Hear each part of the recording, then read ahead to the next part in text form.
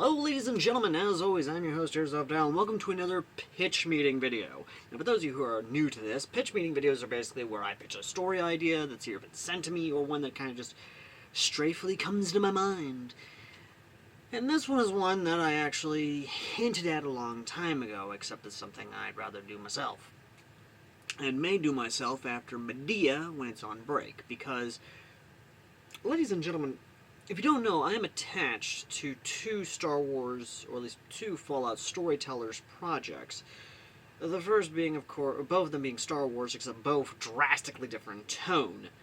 One, the author is deciding to treat it like a frickin' D&D campaign instead of it actually having a coherent story angle and actually that sort of thing. The other one actually having consistent and constant story angle. I might be dropping the one and actually going full-time in the other, but even then, the idea is interesting. The idea that Fallout Storyteller is presented to a fandom, and that fandom either finds the world or even explores it or anything of that nature. And in this case, ladies and gentlemen, I decided, what the hell? Why not go and throw my hat into the ring of the ubiquitous Gate stories and actually try one myself? That, of course, being Gate Storyteller, or Storyteller Gate, or, again, many other things. And the thing is, there are some Gate reaction fanfics, but they are standard YouTube bullshit and not actually trying to get a plot. Granted, I am attached to one, but that has been kind of dropped as well because I've been busy with the other stuff, if you couldn't already tell. But I hear you saying, Al, what exactly is this story idea you want to pitch? So, the story idea I'm going to pitch is basically what would happen, like I said a long time ago, except in this case, I'm basically showing what I would do as a story. I would present my story beats, basically. And in this case, for my own story of Gate Reacts to Storyteller, it would basically follow the same story beats of more or less where basically Hardy goes to open a gate, except instead of it opening up in Japan, modern day Japan, in, of course, the one district. Instead, one of the old Fallout gods, one of either the Eldritch Horrors of Krebeknik itself, which is basically the Fallout's equivalent of the Necronomicon. Bad touch, stranger danger! Or maybe some god basically decides to take the gate and put it up in just this hot zone of radiation that is still there. Because the Fallout theory, which, again, gotta love the Fallout fandom, basically states that the reason the Elder Gods, the Eldritch Gods, the basically Eldritch horrors that we dare not comprehend, especially from the Dunwich locations. Now this is the point where most people, like 99% of people, would do this. Out of this house! Out of this house! Spirits be gone from this house! More or less feed off of radiation. Radiation basically supercharges their magic, or whatever voodoo hoodoo they do. And essentially the gate is supercharged and causes a resonance cascade. It's not shutting down. It's not.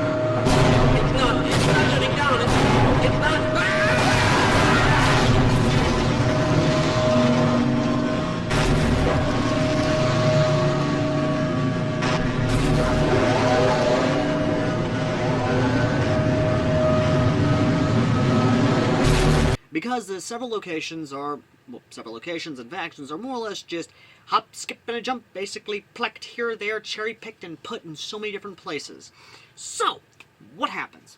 Well, they're in a white void, essentially. A void of nothingness. Kind of like the intro to Twilight Zone. A dimension of sound, a dimension of sight, a dimension of mind. So basically, each faction, or at least each part of the Empire, or Felmart, is more or less held in this vacuum of nothingness, this in-between, the space between spaces, and is more or less learning about the wasteland and what they're about to literally fucking land into. Now you're probably asking two things. Number one, where is this on the timeline of Gate? Number two, who is sending them this information? Well, in terms of on the timeline of Gate, this is set before the warrior bunnies are basically assimilated, well, actually enslaved, into the Felmart Empire. So, yeah, that's where it is in terms of the timeline of Gate. As to who is sending it, well, it's actually a goddess and or god of knowledge who basically saw what happened, is pissed what happened. Oh, now you fucked up. Now you fucked up. Now you fucked up. You have fucked up now. And decides to at least give these people coming into their world a fighting chance. Because if I was a god, instead of, you know, giving them, these poor bastards, a knife, I would at least give them a fighting chance. Say, you know, an assault rifle, a shotgun, maybe even a fragmentation grenade or a grenade launcher, for good measure, in terms of being prepared, if you get my drift. So, yeah, that's exactly what's going on. The God of Knowledge of the Fallout universe basically sends out little iBots to give them essentially Fallout Storyteller, Seasons 1 and 2. And when each enact the end of Season 2, of course, they begin to be placed in each part of the wasteland. Now, you're probably asking, where exactly am I putting these motherfuckers? Well, Italica, the one place that is the more liberal than anything else, is going to be placed right there in between Prim and the Mojave Outpost. Definitely not to that police station, but definitely not to the gas station. But it is going to be right there in that large section of just desert sand, where now is replaced with fertile land and a beautiful castle, a beautiful little city with a tall walls. Of course! And essentially, from them, there's some good stuff coming in, but that will come later, of course. Then for the Felmart Empire, the capital, they're placed deep into Caesar's Legion territory, and thanks to them, there's a stalemate going on because both sides essentially have fought themselves to a stalemate. Because here's the thing, you got one side that's got numbers, you got another side that's got the numbers, because Caesar's Legion technically has a 1,000,000-man strong army. Same thing with the Empire, they've got a 1,000,000-man strong army. Both sides using swords, except this side has guns and munitions, and is not afraid to use them. This side, of course, with survivors being rescued, because, you know, they would have been all for the slavery type deal, except, yeah. Pina Colada's father, the Emperor, kind of realizes maybe we shouldn't do that after learning about what happened to Rome. And sort of the fact of, yeah, no, we'd have more progress with freed slaves over not freed slaves. And basically, you're probably wondering about the prince, the jackass. His dumb ass stepped on a landmine and died. No shit. Just saying, he's kind of dead. And basically, both sides are now in a trench warfare situation where both sides are basically fighting for an inch of land to gain. So, yeah, kind of fighting in a stalemate, which is good for the NCR, because that means they can basically solidify themselves and, you know, kind of go to Italica, meet the Felmart, meet the Colt family, and more or less relations being built. And Mewy, good girl Mewy, may get an NCR Ranger mommy. Which means that she will be a little cowgirl. Little cowgirl hat with little pump action 22, maybe, you know, a Colt single action army, or hell, they may actually gift her something even better. Again, many ideas that could be done with this, but either way, moving on. Up north towards Zion, well, two elf tribes are there. The Light Elves and the Dark Elves. The Dark Elves are with Joshua Graham, the Light Elves are with Daniel. Do with that as you wish. Over here, with the Great Khans, we have, of course, the Bunny Warrior tribes, the Warrior Bunnies, and the Great Khans. Both a little bit, somewhat standoffish, but still mingling because, you know, sex is a thing. Sex is sex. Sex is good. Be thinking to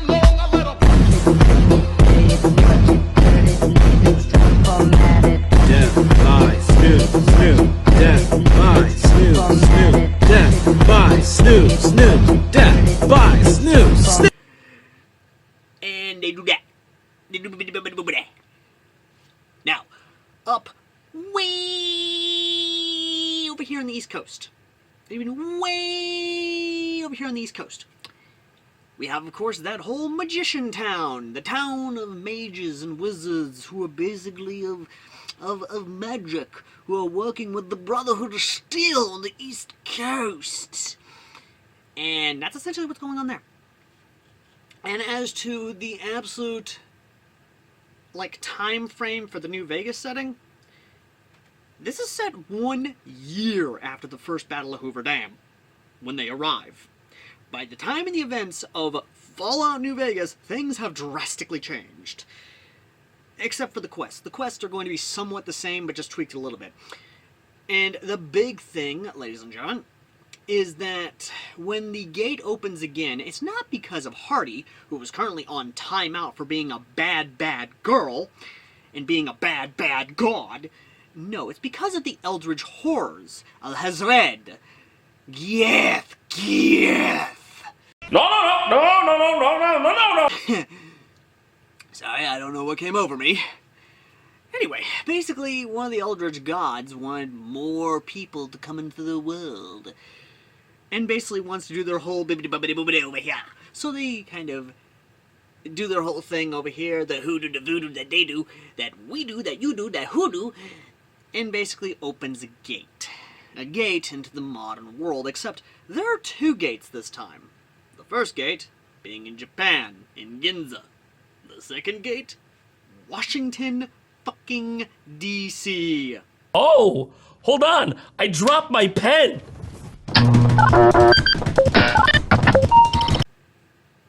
And the kicker, there's only one gate.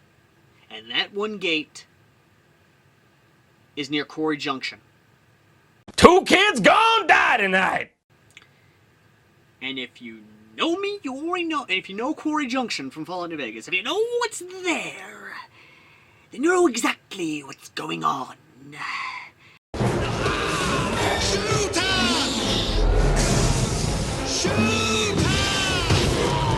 you know exactly what's about to come. And the absolute hell it's about to unleash. Now, granted, where you place a gate comes to anyone's purview, a preference really, because for me I wanted to put it at Quarry Junction because, again, Deathclaws, the usual stuff. Another part of my mind wanted to put it at, of course, the same way as Mercury's Gate Wasteland story, right there at, of course, the town with the lottery, and of course the crucifixions and the fire and the legionaries and the But another smaller part of me, of course, wanted to open it up right outside of New Vegas. And by outside New Vegas, I mean outside of Fiend territory, where basically the Fiends think they're high as balls, they're going in, they're basically about to fuck shit up. And that's how the NCR meets them, along with their new demi-human forces, the demi-human forces, who are basically, from Italica, and, while, yes, they're, being over here, basically Mr. House wants them for entertainment, all that good jazz, for singing and stuff, and it's just like, yeah, no, NCR military priority, motherfucker. We want these people and beastmen and stuff for our needs, because one of these guys equals 10 of these guys, so we kind of want them. But either way, though, that's more or less how it is. The whole setup is that basically the gates do open up, and while there are 2 different gates, one gate more or less enters into the New Vegas world. And will there be a Resonance Cascade for me? No. The gates are stable. Will there be more gates opening up? Maybe. It just depends on how I feel. Or, kind of how I want the story to be structured. But do know that with each and every single incarnation, each and every single inclination, things like that, there is, of course, always the possibility for growth and more story. Because you can just take this idea here and actually expound upon it. It doesn't have to be about the storyteller. In fact, you can take the idea I've presented and have it happen. Let's say that an Eldritch God actually decides to basically mess about and muck about with the special region, and more or less takes parts of it for themselves, and puts them in the various parts of the wasteland that we know and love, be it, of course, from Fallout 3, New Vegas, or even Fallout 4. Again, there's a lot of stuff here that can be done and explored, and a lot of cool concepts and ideas that can be explored. Forget the cookie-cutter, safe route bullshit. Fucking explore the ideas. Actually try and make something new with the existing elements and ideas. I mean, hell, I make these pitch meetings to basically try and spark creativity among the community of writers to actually try and do something interesting.